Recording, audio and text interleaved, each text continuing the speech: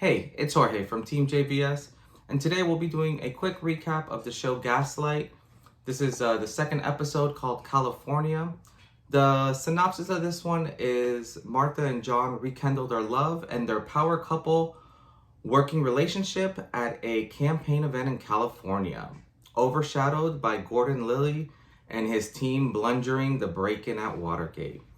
So this episode was really neat. Definitely a little bit of a different pace than the first episode for sure. Something I appreciated about this episode was kind of how they dive into a little bit more of some of the characters and what they're trying to do. So in this, obviously Julia Roberts' character, Martha, she's kind of the main character throughout this whole show. It's kind of centered around her and Sean Penn's character, John Michaels, and how they are kind of their relationship, which is, for better lack of terms, just a chaotic mess. You also kind of see that John Dean, his character, is starting to, in a weird way, almost like dissolve internally. Like, he waited for a meeting with the president and he can hear the president just kind of like joking around, and then he just kind of gets stood up by him, which I thought was interesting. And I think all this was happening, I want to say, in June, and then the president's secretary told him that his next available appointment, I think, was like in September. What I found interesting was how he took, like, he was so angry at that, for example, and how he kind of flipped it and in a way took it out on Mo, which I thought was an interesting way of doing it, because she's been nothing but, I guess, just kind of in a weird way just sweet to him. But the main kind of focus on this episode, more or less, was on everything that was happening inside of Watergate and how they were going to kind of go into it and go from there. So I found it really unique, especially with the way that they kind of involve minor characters to make them bigger than what they are, if that makes sense.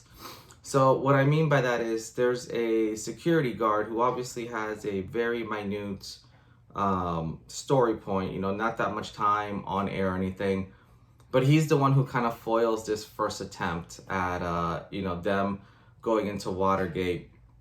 And you can also see that the team itself is just a complete, I'm trying to think what's the nice way, but it's not your A squad. Let's go with that. You have like one A guy, and then it's a whole bunch of like C and D guys, which I found, just that relationship pretty humorous. I did find it interesting, obviously when they do get busted, or right when it does happen, immediately kind of the tone of the show just shifts completely.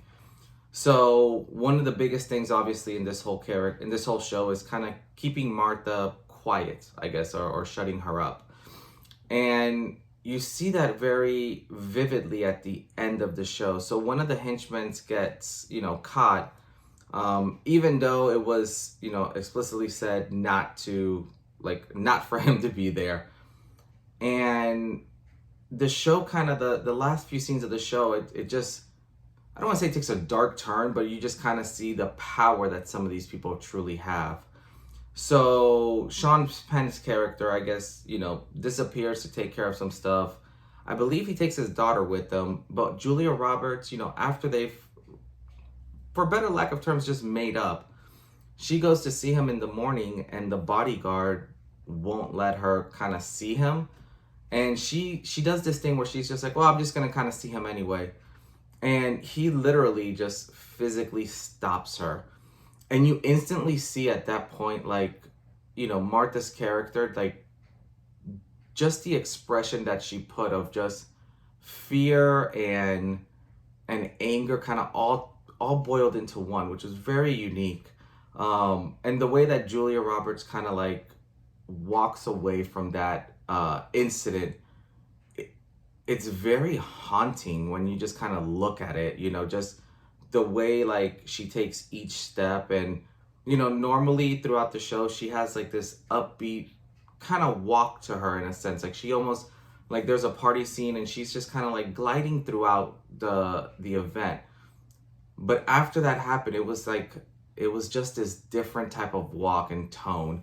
And I think that is going to be very interesting to see how they move from this. And I think their main point, you know, from John's point of view, or John Mitchell, sorry, you know, Julia Roberts, you know, Martha's husband in this show, I think his main point was basically to shut her up for the next like 48 hours, because it's going to be like major trying to like hide stuff, yeah, so that, you know, like the press doesn't get a foot of this and all that. So it's really interesting where, you know, the show kind of ended with, you know, obviously Gordon, Liddy, like him and like I think it was like three other guys just kind of picking up shop, cleaning everything up, burning it all down, and like getting out of there, basically, like any evidence. So it's going to be interesting to see how his character progresses in this. But for me, it's the relationship between Martha and John. It's just so interesting. And there was one scene which just, like, I was dying laughing, where they were flying, and this goes back to the beginning, where they were kind of flying to California. And it kind of shows you the dynamic of these people. You know, obviously they're flying on a private jet, and one of the waitresses goes to Martha and says, you know, like their daughter ordered a Bloody Mary. And it was like, if nothing, Martha was just like, okay. And she was like, ma'am, she's 11.